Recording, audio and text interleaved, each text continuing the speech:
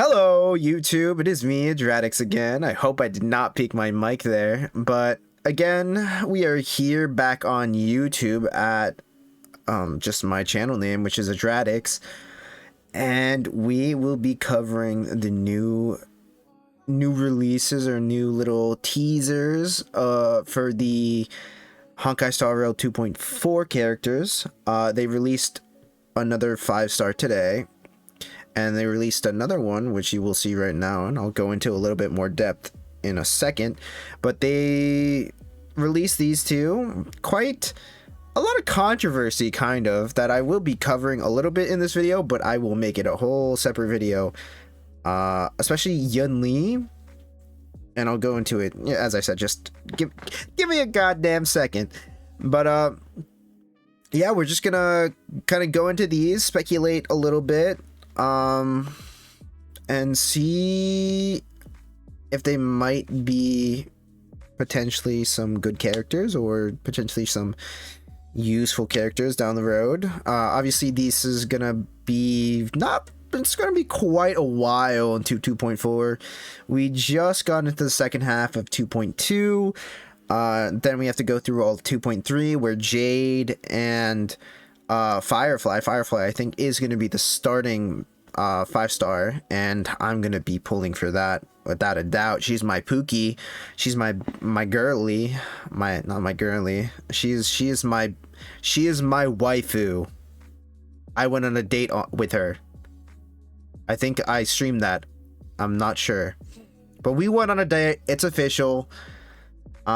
It doesn't matter that she's a war criminal that committed mass genocide and probably has the highest bounty out of all those Stellaron hunters. That's fine if she kills a few innocents here and there.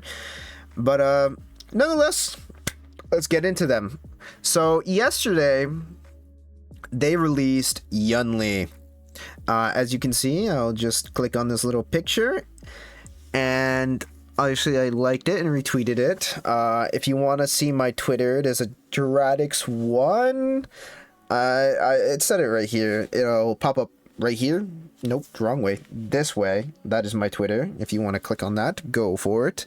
A lot of shit posting, I'm not gonna lie. But here we see Yunli, another physical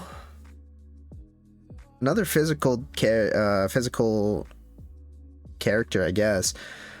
She is destruction. Another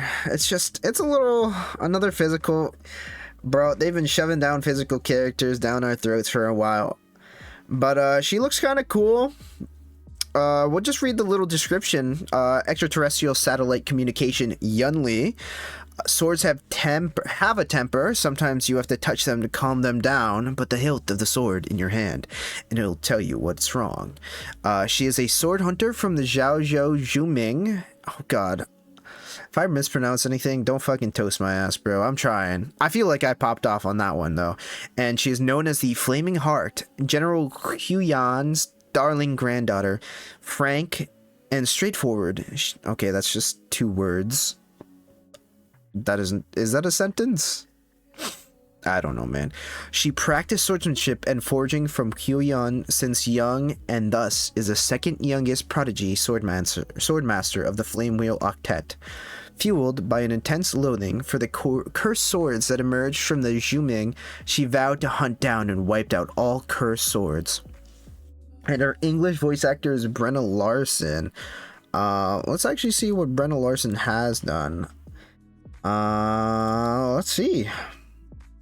She's voice acted in Silent Hill, Rainbow High. Sheesh. She's in Cookie Run. Goated game. Okay, so I don't see much here.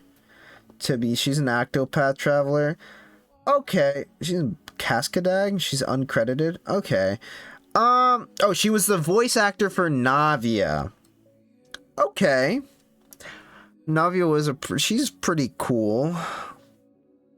But Yunli, she is the second youngest sword master. Yeah. And this is where you get into a little trouble that I mentioned earlier. Just a little controversy. The big old T word kind of got in trouble for this, and a lot of people are getting in trouble. I think Braxophone also said this, and I kind of said this as a joke, and I think I got some flame here, but I haven't responded to it. Oh, it's here, Adradix 1 if you want to see. But both these both these streamers I have great respect for. No, they're not even streamers, but content creators. But yeah, I have some minor issues that I can go into for. Ooh, I accidentally killed something. But a minor thing, a little pun there, but a minor thing is she might be a minor, and her whole depiction here is very controversial. A lot of people are thirsting for her feet here. A lot of them, yum yum, eat up. Okay, that's another thing. No, it's not Sunday. I'll go into that in a little bit after this. Exposed stomach, erotic, lewd, etchy. There's somebody dug deep, fucking read all the things in the game, in the anniversary game mode, and it reads: General Yu Yun and Zhao Zhuming will accompany his granddaughter Yunli and the Luofu to participate in war dance. In Jin Yuan's opinion, Yunli and Yangchen are of similar age, love collecting all manner of swords, and studied swordsmanship since their youth. These two will definitely hit it off. Yangchen was a little upset when he left the house, and Jin Yuan bemusedly asked you why. So this brings into question her age, and especially when she is semi-provocatively displayed in this banner. Obviously there's the grippers out. I mean, physical destruction. Clara also has her grippers. It's just a thing, I guess. There's a lot of characters with their grippers out. A weird amount of characters that have their grippers out in a lot of these banners. If she is underaged, it is quite weird. But there is another factor that this could be based off ceremonial, like blade dancing. I think it was like Don Wang that people were saying this was based off of. And I guess you could get away with that. But them not saying their age and her being the same age as Yangchen, who has been represented as or understood to be a child. She is a little bit older than him, being the second youngest to master swords. But I'll go into that in so much more detail in the video that I'll probably post after this. I just wanted to cover it a little bit so you guys understand what happened in this release. I'll go into further detail in the Dong Huang like ceremonial stuff. It'll be fun. I'll do a little bit of research, put my anthropology major or my degree, even though it's not, I didn't really study it for the cultural aspects, but we'll put that into effect, I guess, and kind of just talk about the issue of Honkai, or not even Honkai, but just Hoyo in general not being very specific with age. But Yunli looks objectively pretty cool. A little upset she's a physical character, even though there's like flames behind her. It's just a little misdirecting her here. But she's cool. If she's a minor or not, that's a whole other topic, a whole nother debate. We'll get into it some other time. But now we'll carry on to Jiaoqiu. Okay, wait, hold up. Jiaoqiu. I'm gonna go with that, and hopefully I won't get flamed. Don't be mean. But here we are with Jiaoqiu, and just initial thoughts. She's a fire nihility. He's got horses on the side. He's just a fox man. And I don't think his design is necessarily that great. I mean, he's cool, I guess. But Fire Nihility, it brings into question what type of Nihility he is going to be. There's a lot of ways you could go with him, but I will just kind of read into what Honkai gave us, essentially. So, it starts with, no matter how many times I say it, people always forget. Cooking is medicine, and making medicine is cooking. Using food to treat the sick is my specialty. As the saying goes, a chef who doesn't want to be a healer isn't worth his salt or pepper, for that matter. So he is a Foxian healer from the Jiaoqiu. Please don't read. Dude, I'm trying hard, dude. I'm feeling like I'm getting these pronunciations right. I might just be fucking dropping the ball, but I feel like I'm getting them right. I'm trying. But he often greets people with a smile, but is rather cunning. I was kind of getting those sly vibes. I feel like he's gonna be like a Sampo, but just way cooler in that sense. Even though his design's a little bland, but we'll continue. He was born into a prestigious alchemy commission family. He once withdrew from practicing medicine due to a broken heart. Me too. Wait, actually me too, I guess, in a way. But yeah, I mean, I'm literally just Jiaoqiu. Why did I close it? I'll probably have to go back to that anyways. But however, he returned to the field to treat the Merlin's Claw. General Fei Xiao? I think that's right. Skilled in the study of the alchemical prescription that views food as medicine,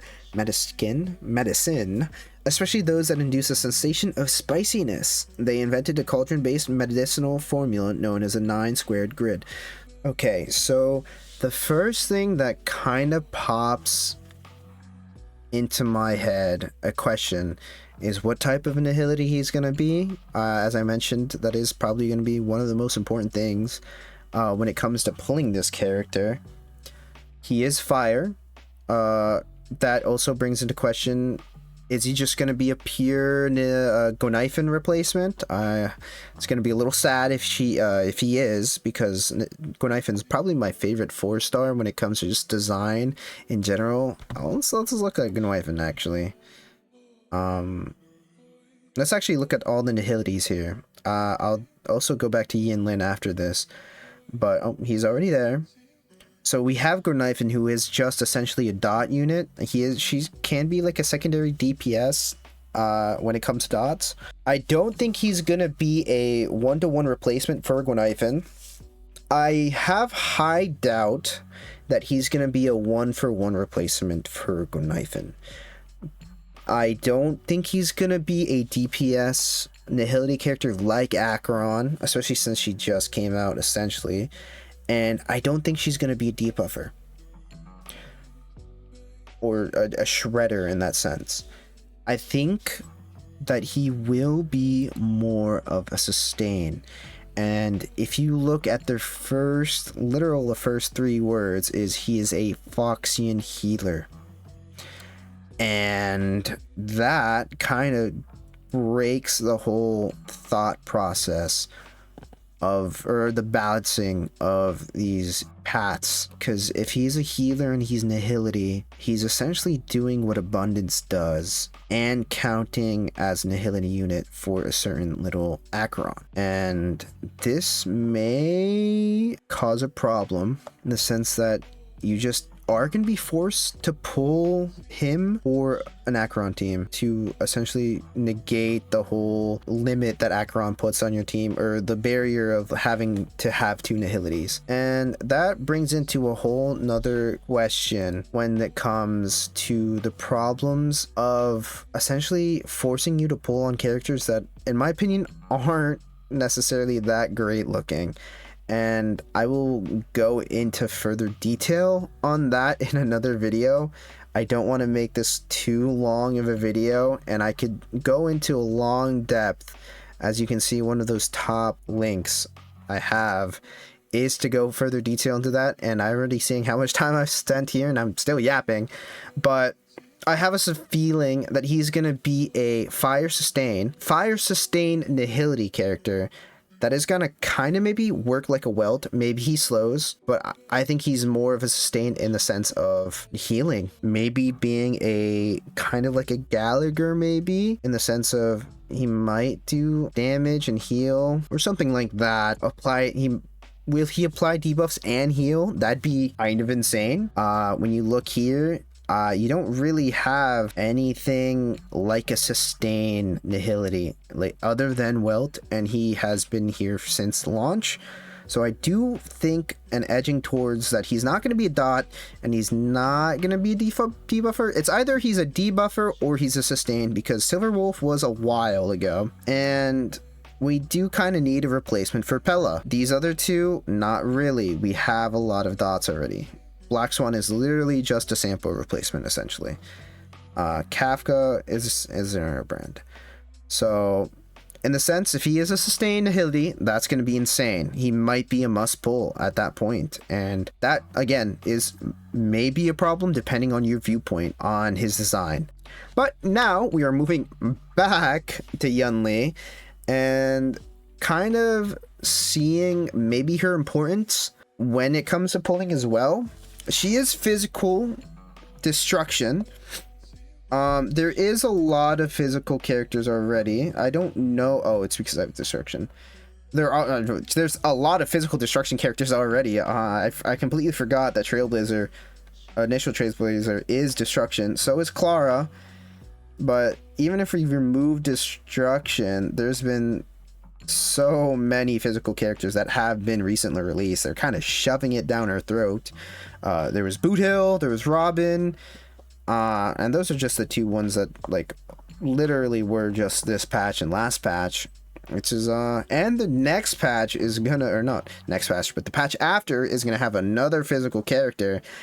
It's just a lot. It's a lot. And when you think of destruction, can I get rid? Okay, there we go. When you think of destruction, you think of something essentially that's going to kind of break the game when they're released. We don't know the case in Firefly yet, but when Dan Hung or Bibidu Lune was released, he was monumental to the game. He was the strongest unit. Jing Liu, same thing. Not in that order, obviously. So the past two destruction units have been monumental. There's no way Firefly is not going to be insane. And that's not even looking at leaks. I feel like she is like one of the most liked characters right now. And there's no way she's not going to be strong. And then you look at Yunli and you're going to wonder if the same thing's going to happen. And maybe you already pulled for Boot Hill and you have, and Clara as well. Clara has been pretty solid. She's not like broken or anything, but she's strong. But you have to also come to think of that destruction. There's always a gimmick to the destruction, is that you are destroying some aspect. So in the case of Daniel, it's skill points. In the case of Blade, it's your health. In the case of Jing Liu, it's the health of all your other characters. Firefly, we don't know yet. Maybe draining your health, their own health. Probably think of something cool. And then Yunli, there's gonna be a price. She's gonna be strong, but there's gonna be a price to it. So what that price is gonna be, we don't know yet. But based off the track history of destruction, she should be relatively strong. But we will just have to see. And I do not like leaks, so I will have to find out in a long time. So that's just my thoughts on these two characters. There's been a lot of controversy associated with these new characters as well. Each of them will have their own video, in my opinion, that I will be going into a little bit more detail on my problems with these two characters or the drama associated with these characters. But if you did like what you saw, and if you want to learn more, I will be either maybe streaming those things on Twitch, twitch.tv/Adradix. If you want to be in touch and watch those videos, obviously feel free to like, comment, and subscribe. And I guess if you subscribe, you'll be alerted next time I upload, and it will probably be Yunli or the Jiaoqiu. Oh god, I'm so bad at pronouncing him. Further analysis, not analysis, but further dig into their problems. But yeah, that's kind of everything right now that's been revealed about them. So I'll see you next time. Bye bye. Oh, and I forgot. Where's my goddamn Sunday?